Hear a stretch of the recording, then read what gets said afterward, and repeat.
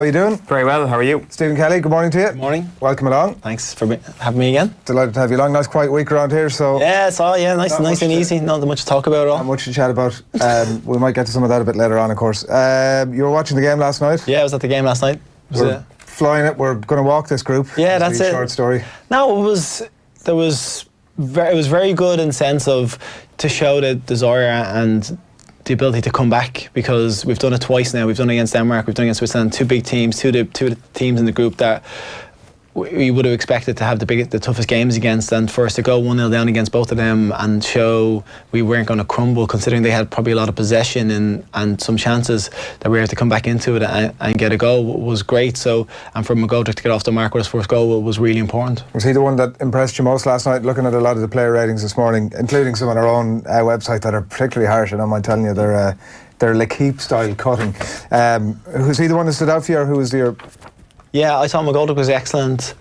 Stevens, the second half came in. I thought Seamus was very good throughout the whole game. I thought he was excellent. There was a bit of aggro about him I saw last night, which isn't always a facet of his game. Yeah, Seamus is an aggressive little guy when he gets going. He's tenacious, and he's got a lot of desire about him. And last night he knew it was a big game, and I think he just got into the swing of it and was not letting anything go. And even at the end, it was about the 87th, 89th minute, and he picked the ball up inside his half and just drove forward with us, like the energy and level of just, I suppose, desire to get up the pitch and drive us forward.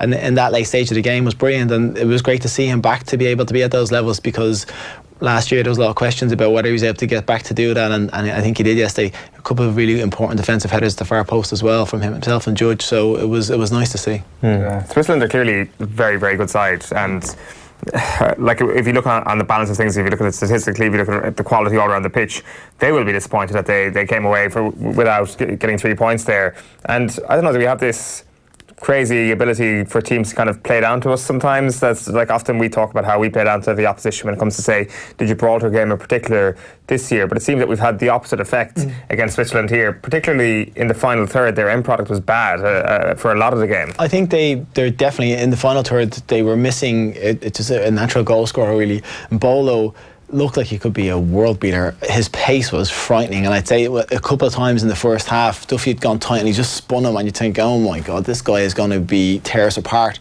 But we got to grips with it, and the chances he did have, he fluffed. He went through on goal, had a great opportunity, slipped, kicked the ball off his own leg. Then later on, he's got himself in behind the defence and clipped a really dangerous ball into the far post, and Judge had, fortunate enough, had tracked the man all the way in and cleared it. They look very assured. You can see why they are where they are in the world, because all throughout the park they're consistent performers. The two centre backs, although those three of them, but Shar and the centre back beside him, when they drove out with the ball, they looked very dangerous and accomplished, and they were able to, that part of the game which we didn't really deal with very well, when they drove forward, they drew bodies towards us and they picked passes around us, or else no one engaged them, which happened for the goal, and they just went through. But they do look a very good side, and you can see why they're such consistent performers. And then on top of that, if you throw Shaqiri into the mix, which he wasn't there last night, they've got someone who is a game changer, who floats about a game, and you don't really know what person's going to turn up, but in a blink of an eye he can do something amazing. So to have a player like that at their disposal is going to be important for them as well. Yeah, like I don't know, I think that there was kind of a rope-a-dope element to how Ireland performed last night, was there not? Yeah. I mean, in terms of them, like, I don't want to keep using this phrase, bringing Switzerland down to our level, but in terms of that quality, I mean, the chasm in quality wasn't obviously evidence in the end results. That's pretty clear. Yeah. But it wasn't actually evidence in terms of a huge number of quality chances that really and truly had Ireland on the right. Like, this is down to their quality in the final third. I accept that. Yeah. And I do wonder, like, if you put that performance, I didn't think it was an amazing performance. I think they've been incredibly generous, by the way. I'm going to get that out there straight off the bat. Like, rope it up suggests some level of control that I'm not sure that, I mean, there were a couple of massive opportunities. There was one where that guy slipped on his arse just as he was about to pull the trigger in an excellent position. But just to finish my point, like, that probably is being extremely generous. I didn't think it was an amazing performance, but I think if you take this performance and you put it into 2018, it's one of our better performances. That, say, if you do concede that, right, we're the second best team on the pitch, you still had two okay chances in the first half. You still had 2 moments where you're, like, actually glued to the TV, you're out of your seat a little bit, or if you're in the stadium, you're actually getting up and you're getting behind the team a little bit more than you would 12 months ago, I think. They like on the counter-attack mainly, but still, what McGoldrick gives us since McCarthy's taken over is this target man who's brilliant at holding up the ball, who actually enables Ireland to get forward, to actually create something even up against an excellent team in Switzerland. I was talking about it last night. I was saying it'd be great if there was two of them because he does so well in the hole and he's got such great feet and linking up play, but then he runs the channels really well and he gets forward and he holds the ball up really well, so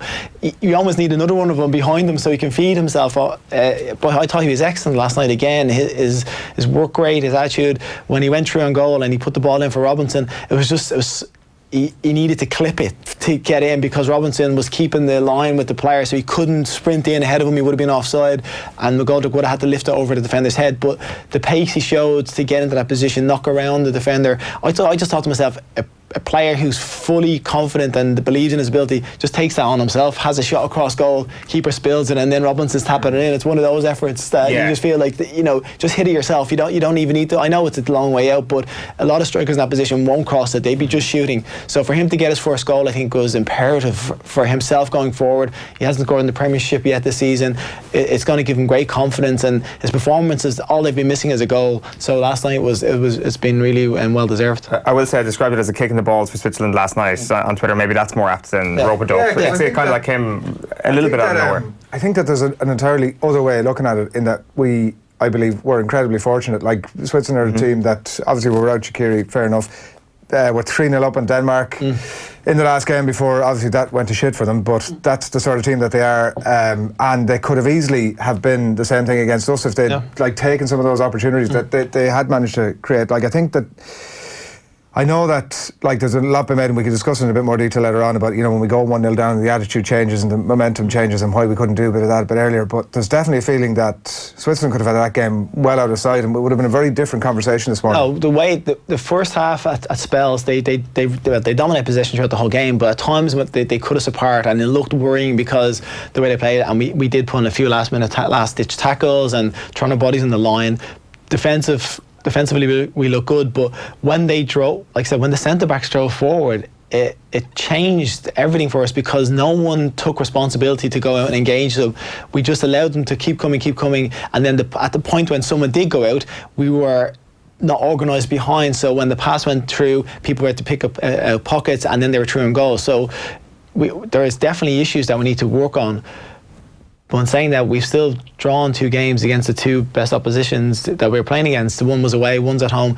At some point, we're going to have to win one of these games if we want to qualify. We have to, I think, to get through, we're going to have to beat a Denmark or Switzerland.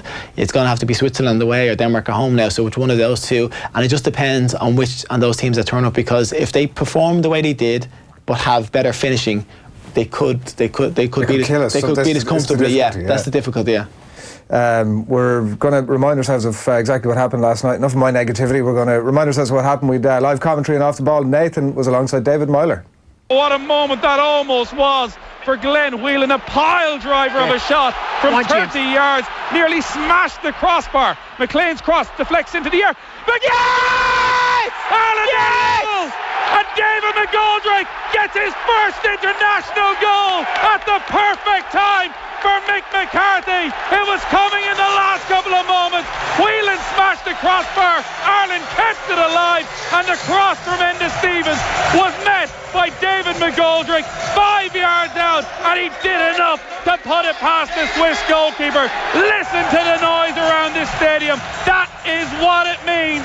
David McGoldrick will remember that moment for the rest of his life. It's the Republic of Ireland 1, Switzerland 1, 5 minutes left. Yeah, sure, it was brilliant, really, when you think about it. 20k on this Friday morning. Here's what's coming up between now and 9:30. We've Stephen Kelly, as you've been hearing from his studio, much more on that Ireland game for Stephen. So if you have any questions or comments for him, do please get them into us. We're going to tell you what's happening in the sports pages very shortly. Ireland 1, Switzerland 0. It says on the graphic there, so I mean maybe there's certainly sounded like Ireland universe here. I'm up for that. I'm definitely up for it. Ireland, plenty of Ireland reaction over the course of the morning as well. We'll be chatting to Kevin Kilpahan. Switzerland have just equalised. Oh, brilliant! Who got that? Shar, was it? With plenty of reaction to that Ireland game for you over the next while. We're going to be hearing from Kevin Kilbane, as you can see there, just after 9 o'clock. We're going to be hearing from our Cabaret Roadshow at the Bogash Energy Theatre as well during the week. You probably haven't heard very much about this, but we had Roy Keane on the show during the week, and Gary Neville was alongside him as well, and they had some interesting stuff to say, so we're going to bring you some of that at about 8:20. And Alan Quinlan is going to join us in the studio. It's a massive weekend in rugby as well, as Joe Schmidt signs off on his Dublin leg, certainly of his Ireland career, as that Irish team prepare to jet off to Japan. So that's what's coming your way between now and 9:30. But right now, time for the papers. We're going to kick you off with the Irish Times this morning, and it is pretty much across all the newspapers, as you can well imagine, reaction to that game last night, and pretty much that same photograph, it has to be said as well. Didsy. It's a brilliant nickname, isn't it? Yeah, I like it. Something very, just even saying it. Yeah. Just a good nickname. It just he's endearing, isn't he, to you? He was straight away, without even knowing him, you think, oh, I like him. Yeah, and I know him. I know Didsy, yeah. Great guy. More of those goals he bangs in, the better. Ken Early writing about that game there last night and all the player ratings as well. Jeff Hendrick and Callum Robinson with the lowest of Rory Croak's player ratings there in the Irish Times. And McCarthy hails a very Irish performance, which probably best sums it up. That's the Irish Times for you this morning. I have the Sun Sport here, and again, it's main headlines: Ireland, Switzerland, Swiss off life. Talking about Didsy's goal again and the performance they've put in. McCarthy hailed his team for their never give up attitude and told opponents, you'll have to kill us to get rid of us, which is probably right. The Herald's obviously leading with the same thing. It's Ireland and all the back pages really this morning. David to the rescue, they say. McGoldrick's first Ireland goal earns battling draw. You've got a couple of other stories here as well. Dub hero Brennan poised for tip roll. So former Sligo and Waterford football manager Niall Carew has joined forces with All-Ireland winning Dublin defender Ger Brennan to seek the vacant Tipperary football job. So Carew will have Ger Brennan in his backroom team if they get approval later this month. So it seems that they are the front runners to take on that job. Peter Creedon, a former tip manager who was in place prior to Liam Kearns in late 2015, is also understood to be part of that ticket. So Peter Creedon, Carew, Niall Carew and Ger Brennan looks to be the three-man team going in to take over Tipperary if they are ratified, as they say, later on this month. And Dubs need huge improvement, says Ciarán Whelan on the All-Ireland football final replay. I hope there's more of that trend, by the way, that Peter Creedon going back into Tipperary, like the Eamon O'Shea stuff that we've seen in Tipperary, that's obviously worked out exceptionally. The Stephen Rochford stuff at Donegal that maybe hasn't borne the fruit that they might like just yet, but like that idea of, I've always felt it was craziness in GA where you had these exceptional coaches and managers that operate at the highest level and then ultimately just get spat out of the game, never to come back into it in a way that it's a brain drain on the tactics of GA. Is it probably just, like Mick McCarthy called that a typical Irish performance? Is this typical Irish management that county board kind of gets rid of a manager and then they just find it too awkward to ever pick up the phone to him? There's just a matter of pride often when it comes to these decisions, that you can't be seen even offering a former manager a non-managerial role because it might bruise their ego or something like that. But as you've seen, that's not the case at all. Yeah, and we tend to sneer at it at times, like it's oh, that guy's on the circuit, but actually that's for the development of Gaelic games, that would be a good thing. Anyway, the Racing Post for you this morning: get back on track. Ryan Giggs here. Wales can start the road to recovery. Wales against Azerbaijan tonight at 8:15, and some stuff there about Scotland as well. I have the Mirror Sport, and obviously the main one is McGoldrick. David breaks Ireland's duck with priceless header. Just talking about the game again. And then at the top here you have Real is not the hell that Tottenham was insists for Gareth, which is referring to Gareth Bale has broken his silence on Real Madrid over the summer. It's quite tumultuous about him going, staying, and now he's there playing and he seems to be the big star again. The Irish Daily Star is gold and goal, which is, if you're listening to us this morning, the goal is in gold, and that is a reference to David McGoldrick there celebrating with his teammates after the equaliser last night. Brolly's ref apology also makes the back page of the Irish Daily Star. RT pundit Joe Brolly has apologised to referee David Goff after comments on the Sunday Games coverage at the All-Ireland final, which is interesting because he actually doubled down on his comments on Monday night on Radio Kerry, but clearly didn't actually watch the game in that period. But since then he's obviously gone back and watched it and has apologised to David Goff. What was the nature of it? I don't want to hear what he said the first time, but what was his apology? Was what that he went over the top at presuming at some level. I don't know. There's no quote. There's no quote on the back page here. This is something I saw doing the rounds yesterday. Like, I mean, an actual apology Oh, sorry, it's in his Gaelic Life column. My bad. Sorry, we had this on yesterday morning show. This is in yesterday's Gaelic Life.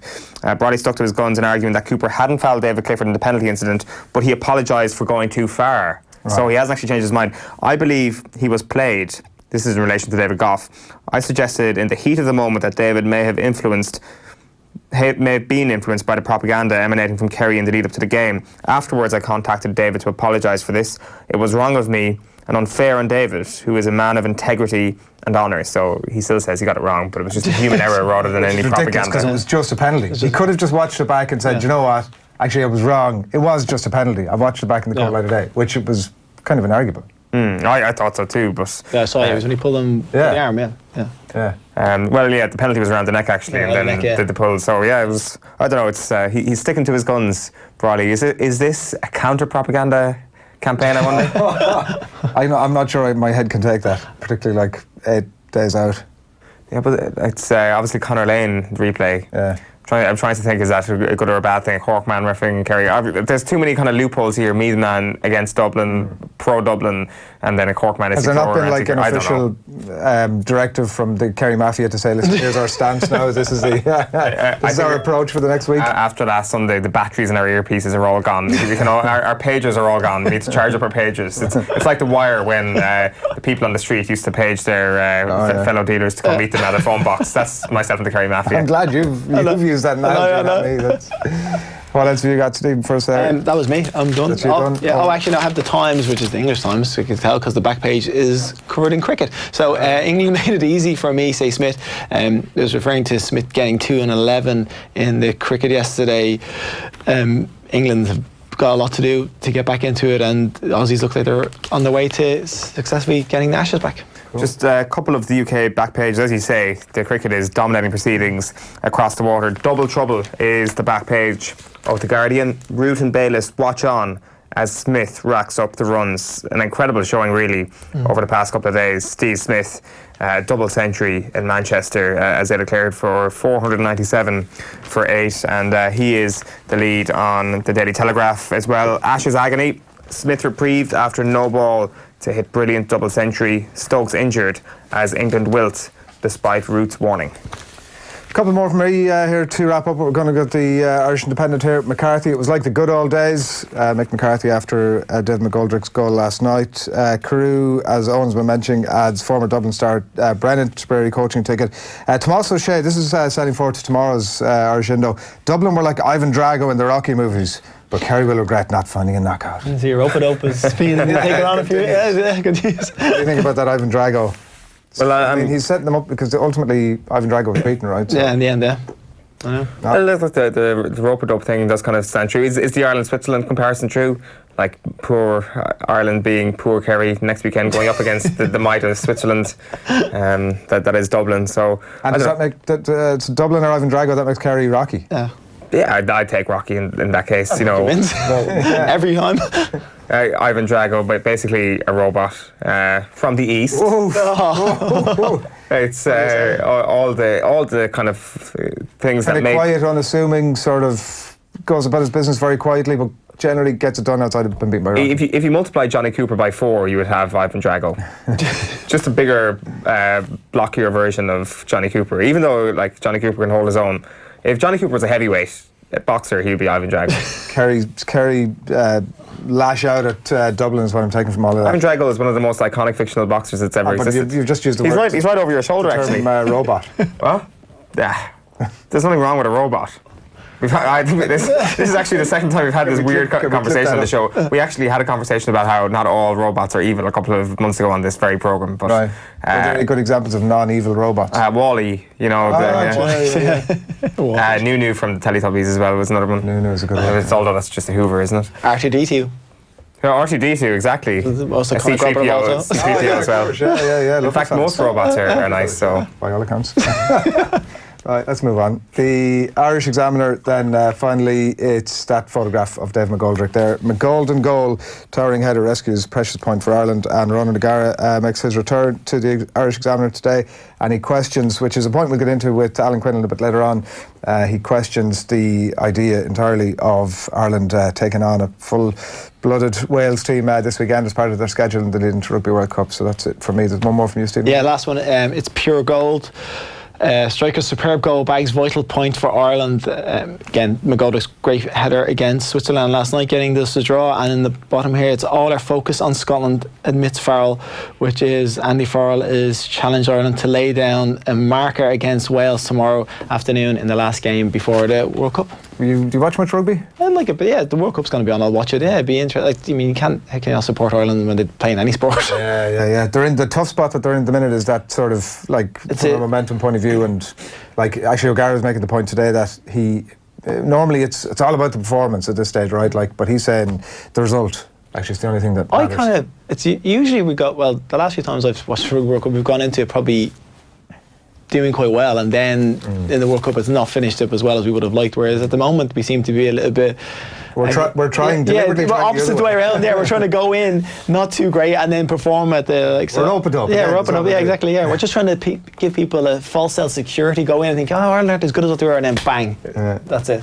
So it's a good tactic, and I'm sure that's exactly what they're thinking. That's exactly what. I'm loving all this controlled rope up that we're. That phrase has been used way too much this morning. Right, that'll be the last time. A couple of back pages from the UK for you. Double trouble. This is the Ashes. Well, shambolic. England drop a clanger. Smith smashes 211. He missed one of the tests, and he's still up at some unbelievable total for the series. That's the back page of one of those UK newspapers for you. The Daily Mail in the UK, meanwhile, battered. It's the same Daily Mirror. Oh, good point.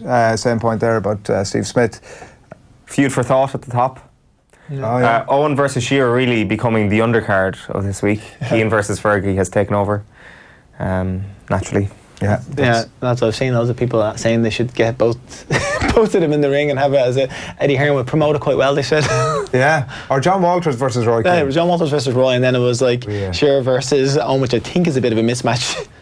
No, it's a fair point. I can't believe it took me half a second to consider why it was a mismatch. That's a very fair point, yeah. John Walters or Roy Keane in a charity box off. Who wins? Walters. There's only one winner, isn't it? Walters, yeah. Really? Yeah. I think you probably would have to kill Roy to stop him from like that quote was from Mick McCarthy. I think Roy is that type of person. You'd actually have to kill him to stop him keep coming, but you would think Johnny would be too strong. Bite your ankles and stuff like that. Yeah, he would do everything, I think, yeah. The Irish news for you as we wrap up in the paper. Solid goal finish.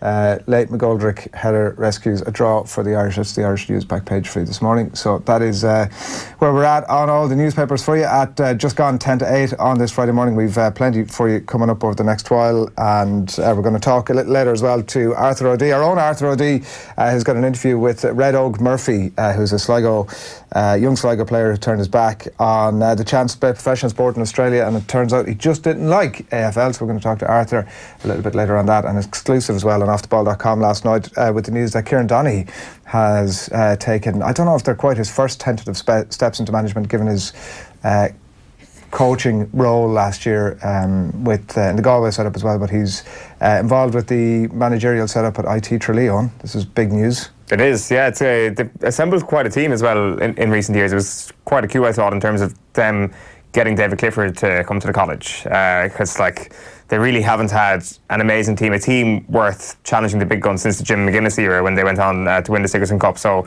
they've got players like him. They've got Darren Moynihan, I think, plays for them at the moment as well, certainly playing last year's Sigerson Cup. Then you've got a pretty good managerial team in Aidan O'Mahony and Kieran Donaghy going in as well. So it's exciting times for them. It's exciting times for Kieran Donaghy as well, because you get to work with top level players in kind of a very high intensity bursts at a certain point of the year, because they're going to be with their clubs, they're going to be with their counties even for certain points. But you'd imagine January, February into the Sigerson Cup, it's a very intense 6 to 8 week period, and I don't know, maybe that's the perfect way to get into management at the start. Yeah, all right, here he is, Kieran Donaghy, talking about that new role with Tralee IT. I suppose the college contacted me probably 2 or 3 weeks ago now at this stage to just see if I'd be interested, and if it'd be something that I'd be able to do. So yeah, it was more about finding out the schedule and to see if it tied in with my commitments with Stacks and the basketball commitments over the winter, and the schedules and the timings and stuff, and we're all okay. So once that was okay, then I just went to the boss at PST Sport and said it to him and said, look, is this okay? And he was all for it. He knows it's a kind of an avenue I want to explore and stuff, and I got a taste of it with Galway last year, and obviously now to get a chance with Tralee as well was and the facilities up there are unbelievable. So there's hydro pools and it's a brand new facility up there, so it's state of the art. I'm looking forward to getting in there, and Liam, who I'm going in as joint manager, who's been there with the last few years. So looking forward to kind of getting in there, and we have Aidan O'Mahony on board as well as a selector, and he'd be working obviously very close with the defenders as well. So there's a good squad there, and obviously it's exciting to get stuck into it now in the coming weeks. Yeah, Garen Donny there and his thoughts having joined that managerial ticket at Tralee IT, so exciting times ahead, and some interesting players and high profile players, as we've been mentioning, that they're going to have to work with as well. One piece that was jumping out that we just wanted to touch on before we move on to talk to Stephen about the football, which we'll do in just a few minutes' time, is the fact that Gerlach Nahan generally there's some good stuff on. Yeah, his column in the Irish Daily Star is always good value, and today he's talking about the Clare management team. So Jerry O'Connor having left the Clare hurlers this week, Donald Maloney looks like he's going to stay on, and Gerlach Nahan's headline is "Things have just become septic in Clare." It's not the first time he stuck the boot into Clare. Just before we get into it, he does say that he has no axe to grind. He says, I don't want to be part of any future management or review group. I'm looking on from the outside as a Clare supporter. So that is the only interest here from Gerlach Nahan. He's not trying to get the job or anything. Like he says, you go into the archives and you'll find articles stating that both Clare and the Dublin footballers who go on to dominate this decade. Dublin did their bit, but Clare have done nothing since 2013, which I think is a bit of an unfair comparison, that you're comparing the absolute behemoth that is the Dublin footballers with the Clare hurlers, coming off the back of one of the most dominant teams that the sport has ever seen, the most dominant team that the sport has ever seen, with a resurgent Tipperary as well, who just won the All-Ireland in 2010, with Galway, who were coming good. I think to say that Clare were going to be put into the same bracket as the Dublin footballers is an absolutely outrageous statement, and using that as a stick to beat Clare with is completely and utterly unfair. He does say that they're the most talented generation of hurlers the county has ever seen, and this has been squandered. Now, he would know a lot more than I have in terms of the talents of the players, so I accept that point. You take him at face value for that. And then he gets into his good old friend, Davy Fitzgerald. He says, to me, the problem lies with the Fitzgeralds, Pat and Davy. Pat has been the main man in the county board for a long, long time, and he's done plenty of good work in the past and is still doing good things. But I think he's been there too long and has too much power. Change is always both good and necessary. Many within the county feel that Davy will be back after next year's championship for a second stint as manager. Would that be a good thing? I don't think so. Davy has done very well with Waterford, Clare and Wexford, but a new voice and a new approach is needed. So he's preaching caution about the possibility of Davy coming back in. There's interesting quotes here about Anthony Daly and Brian Lohan, because there has been some rumour in the past that Dalo and Lohan would join up together to form a managerial super team. He says they'd have the right mix to get the best players available. Daly should have forced the county board to make the decision between him and Maloney O'Connor at the time when they were appointed. That was the time to break the Fitzgerald's power, he says. I have huge time for Dalo, but I'd blame him too. He should have pushed this through. If he'd taken on the board, I'm certain Daly would have got the job. So really it seems that the problem with Clare hurling is in the immediate aftermath of them winning this great All-Ireland in 2013. Loch Nahan believes clearly that maybe Davy wasn't the right man to continue post that. I know he stayed on for a little bit after that. Things got particularly poisonous in the background for Davy. It certainly seems to me that he didn't support O'Connor and Maloney taking up the immediate succession after Davy Fitzgerald, but then he thinks Anthony Daly's also at fault for not challenging the county board a little bit harder when it came to this. So it's a strong old column once again from a pundit again this week, and this time it's Gerlach Nahan. But I think putting them in the same bracket as Dublin and calling their failings as like saying that Dublin winning no All-Ireland since 2013 is the same as Clare winning no All-Ireland since 2013. It's just ridiculous. Like, obviously Dublin haven't done that. They've gone on to dominate the game, so they have held up their end of the bargain. The first part could be true, obviously, in terms of the structures that are there and whatever stagnation, I suppose. And they've like shipped a couple of extremely heavy defeats in Munster this year, and that's, I'm sure, feeding into all of that as well. So whether that's just, I mean, it does seem as if, particularly given the nature of the defeats, that there's something more significant at play, that like potentially whatever it was, like double scores against Limerick and whatever. But they I mean, a change of management obviously helped these sort of things, but it doesn't seem like this is a sort of short-term fix. No, but it's interesting. One of the points that perhaps he does touch on that could be one that a lot of counties can learn from is the idea of the same voice on. And like Stephen may relate to this a little bit. Like he talks about Maloney and O'Connor, and he says that they've been working with the likes of Podge Collins, Tony Kelly and Colm Galvin since they were under 14s. They're all 26, 27 now, and the fact that they're still listening to the same voices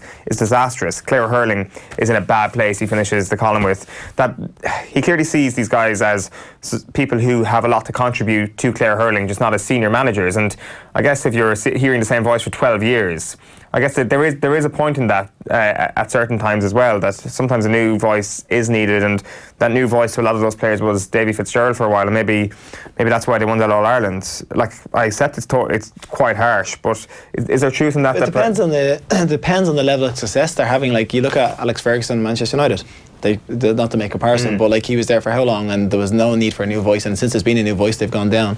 Opposite Arsenal, Wenger was there for so long, and they were just gradually starting to stagnate under him, and they needed a new voice to change things. So there's a point to be made on both sides, realistically. So sometimes a change can benefit them. Sometimes the same person that knows the ins and outs can benefit as well. So it just all depends on the group of players and who they respond best to. Yeah, it's not really for me reading that and listening to what you're saying so much to do with the person that's there rather than the level of success they're having at any given time. Like, if everything's working out fine, then they'll stay. It doesn't matter if they're there for 25 years. Exactly. But like, if it's gone to shit, then obviously you've got to get them out of there. So. Yeah, I think as well, it's not like a senior manager just being there from the midpoint of your career to the end of your career. This is people in the middle of their teenage years being coached, developed and learning at an elite level under these two guys, and then a couple of years later they're back under the same manager at senior level and stuff. So they've gone through quite a formative period, and then at the very height of their success as well, they're also back under these guys as well. So they're not learning more from someone else, you think? And so if they've learned enough from these guys at a young age, when they go into the senior level,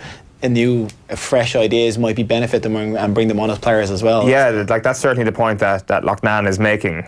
But yeah, Clare hurling in a bad place is what he's saying. So I'm surprised that we will have Maloney hanging on there. To be honest, I thought that the two of them would have gone, but it's going to be very, very interesting to see how they start next year, because I thought it was going to be a good old year for Clare this year after coming so close to getting to an All-Ireland final last year. Yeah, I can see it from a player's point of view how difficult it is, right? That like what point or what time of your career, what section of your career is a good time to have a bad manager? Like, none, essentially. True, yeah. Right? If you're 18, there's no nuance around 18 to 21, you're like, geez, these are real formative years, and I've just wasted them now under this guy. If you're pushing on a little bit more, it's like, Jesus, I've only got a very short time here. I can't be wasting time with some schmuck, and that's the difficulty. And particularly with we've seen it in GAA a little bit more over the last few years, where I think players have started cotton on to a lot of that, where there can be a heave against the manager at some point, where it's generally the players that are playing well and teams that are going well, everything is happy in the valley, regardless of, it might not be like on your point, it might not be sort of, the manager might not be an absolute genius, the tactics might not be absolutely fantastic, but things are working, so everybody muddles along with it. The one thing though that comes to mind is, if Ger Loughnane is going to go into the Irish Daily Star and compare Clare with Dublin footballers, he needs to be consistent in that. Who was Jack McCaffrey's manager at under 21 level? Like, who was one of the great under 21 managers that Dublin have had this decade? Jim Gavin. And Jim Gavin has done that in senior level. So if you're going to compare them in terms of their failings to Dublin, like, look at what Dublin have done well. They've actually had a consistent voice from underage level through to senior level. So don't go and criticise Donald Maloney and Jerry O'Connor for just being around and having success with underage level. Like, they had similar levels of success as Jim Gavin did at underage level, and they stepped up to the senior job. So like, you can look at it both ways. I can see the point he's making. Too many of the same voices is never a good thing. But at the same time, you can't really blame the Clare County Board for giving these lads a job. That's a very unfair comparison. The thing is that when you look at it as well, like, again, I'm just going to bring it back to football, but when you look at what England have done with Gareth Southgate, 21s and bring them in, and what Ireland are doing with Stephen Kenny, 21s and bring them to they're looking them to encourage these younger players, get to know them, and then hopefully bring them up to the senior level. And the fact that they know the ins and outs, they can get the best out of them. So that's a lot of what was happening in Dublin. What you're saying is the Republic of Ireland are going to be dominant. Soccer way that the Dogs have done. I can 100% get on board with this. It's just a positive, real positive show this morning, which is exactly where we want to be. Right, we're going to talk football for much of the next hour. Stephen's going to stay with us. Reaction from the Irish camp last night as well. Plenty of that coming your way. And Kevin Caban is going to join us a little bit later as well. There's a pretty important rugby match, obviously, taking place tomorrow. Ireland's build-up for the Rugby World Cup continues at the Aviva Stadium. Full-strength Wales are in town, so it'll be a full-blooded affair. And Alan Quinlan is going to give us his thoughts in about 25 minutes.